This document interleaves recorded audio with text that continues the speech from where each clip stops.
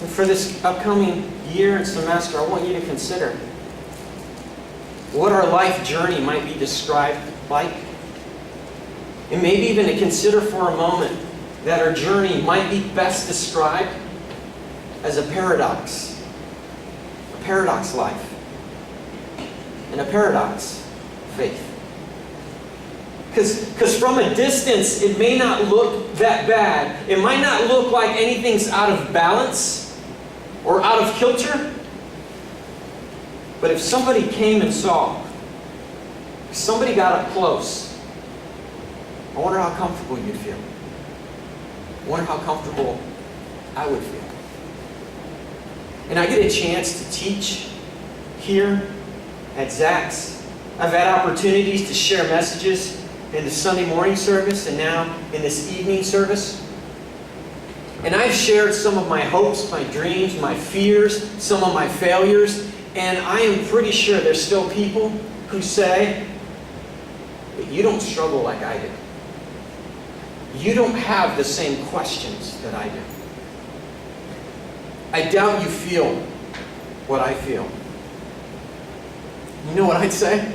You ought to come and see. You ought to actually spend some time with me.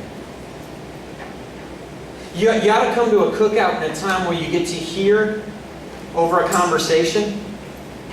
You ought to ask those who really know me. You ought to talk to my wife.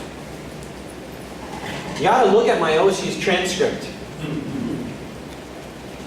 But that you would come and see. And the more I reflect on this fact, I think it is a better description that I'm a living, breathing paradox.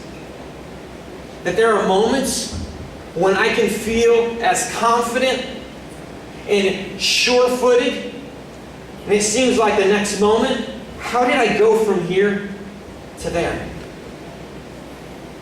And that's why I want to be very clear that I don't think it's just me. I wonder if you feel the same. And I want you to know that you belong. That we belong on this kind of journey together.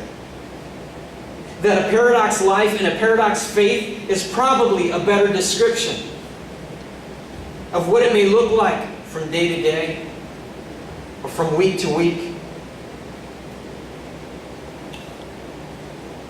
A paradox life could be a skeptic that has questions that feel like they're never answered. Or a believer that sees their faith stretched beyond what they could imagine. Young men and women who might wonder, can you really find anything that's certain? And it's also with people who have the best intentions and yet some of the worst execution. It's probably a description of people who in one moment have some profound moments of faith, and in the next, it's an incredible, embarrassing failure.